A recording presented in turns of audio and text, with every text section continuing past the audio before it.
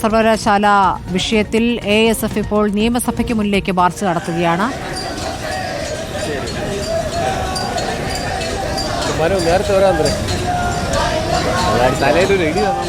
അരുൺ സോളമനാണ് വിവരങ്ങളുമായുള്ളത്. അരുൺ, ഇപ്പോൾ നിയമസഭയ്ക്ക് മുന്നിലേക്ക് ASFന്റെ മാർച്ചാണ് നടക്കുന്നത്. എന്താണ് ഇപ്പോൾ വിവരങ്ങളിൽ ഏതൊക്കെ നേതാക്കളാണ് ഈ പ്രതിഷേധത്തിന് നേതൃത്വം നൽകുന്നത്?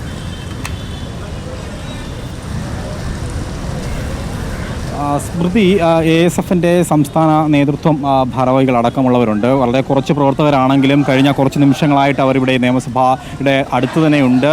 ബാരിക്കേഡുകൾ വച്ച് പോലീസ് പ്രവർത്തകരെ തടഞ്ഞിരിക്കുകയാണ്. ഇതിനോടകം തന്നെ 5 തവണ ജലപീരങ്കി പ്രയോഗിച്ചിരിക്കുകയാണ്. എങ്കിലും പ്രവർത്തകർ പിരിഞ്ഞു പോകാൻ തയ്യാറല്ല എന്നുള്ള ഒരു നിലപാടിൽ തന്നെയാണ് പ്രവർത്തകർ ഇവിടെ ഉറച്ചു നിൽക്കുകയാണ്. അവർ മുദ്രാവാക്യം വിളിച്ചുകൊണ്ട് ബാരിക്കേഡുകൾ തകർക്കാനുള്ള ഒരു ശ്രമത്തിലാണ്. നിലവിൽ ഈ സ്വകാര്യ സർവകലാശാല ബില്ല് പാസ്സാക്കിയതുമായി ബന്ധപ്പെട്ട് ഉള്ള ഒരു സമരവുമായാണ് അവരിപ്പോൾ നിയമസഭയിലേക്ക് വന്നത്. ഇന്ന് നിയമസഭ തീരുന്ന ഒരു പശ്ചാത്തലം കൂടിയുണ്ട്.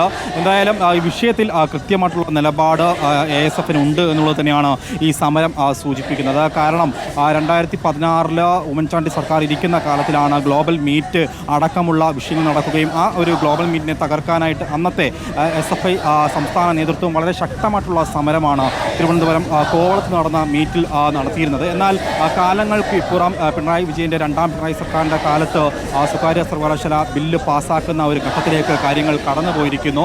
ഇന്നിപ്പോൾ ഒരു വലതുപക്ഷ നയമാണ് എന്നുള്ളത് തന്നെയാണ് ഇപ്പോൾ ASFന്റെ പ്രവർത്തകരുടെ ഭാഗത്തു നിന്ന് നമുക്ക് അറിയാൻ കഴിയുന്നത്. അത്തരത്തിലൊരു വലതുപക്ഷ നയം ഇടതുപക്ഷ സർക്കാർ നടപ്പിലാക്കാൻ പാടില്ല എന്നുള്ളൊരു നിലപാടിലാണ് ഇപ്പോൾ ASF പ്രവർത്തകർ ഉറച്ചു നിൽക്കുന്നത്. ആ നിലപാടുമായി ബന്ധപ്പെട്ട് തന്നെയാണ് ഈ സമരരംഗത്ത് ഉള്ളത്.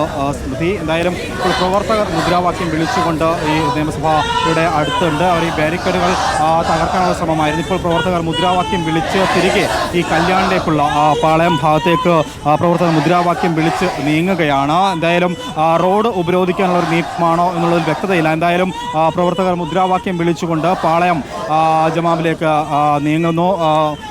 ഇനി തോന്നുന്നത് എന്തായാലും പ്രവർത്തകർ ഈ റോഡ് ഉപരോധിക്കാനുള്ള നീക്കമാണ്. MG റോഡ് ഉപരോധിച്ച് സമരം ശക്തമാക്കാനുള്ള നീക്കമായിരിക്കും. പ്രവർത്തകരുടെ ഭാഗത്തു നിന്ന് വലിയൊരു പ്രവർത്തകർ ഇല്ല എങ്കിൽ പോലും ഏകദേശം ഒരു 50-60ഓളം പ്രവർത്തകരുണ്ട്. ഈ പ്രവർത്തകർ ഈ സമരം ശക്തമാക്കാനുള്ള നീക്കമായിട്ടായിരിക്കണം ഈ പാളയം MG റോഡ് ഉപരോധിച്ചുകൊണ്ട് ഗതാഗത തടസ്സം സൃഷ്ടിച്ചുകൊണ്ട് സമരത്തെ ശക്തമാക്കാനുള്ള നീക്കമാണ്. ഈ ഭാഗത്ത് അധികം പോലീസ് ഇല്ല. എന്തായാലും കുറച്ച് പോലീസുകൾ ഇവിടെ ഉണ്ട്. ആ പോലീസ് ഈ എങ്ങനെയാണ് പ്രവർത്തകരെ തടയുമോ എന്നുള്ളത് നോക്കി കാണേണ്ടതുണ്ട്. കാരണം ഈ ഭാഗത്ത് പ്രവർത്തകർ നീങ്ങുമോ എന്നുള്ളൊരു സൂചന നേരത്തെ പോലീസിന് ലഭിച്ചില്ല എന്ന് തോന്നുന്നു. സ്വകാര്യ സർവകലാശാല ബിൽ പാസ്സാക്കിയ ദിവസം തന്നെയാണ് ASF ഇപ്പോൾ പ്രതിഷേധ മാർച്ച് നടത്തുന്നത് എന്ന പ്രത്യേകതയുമുണ്ട്.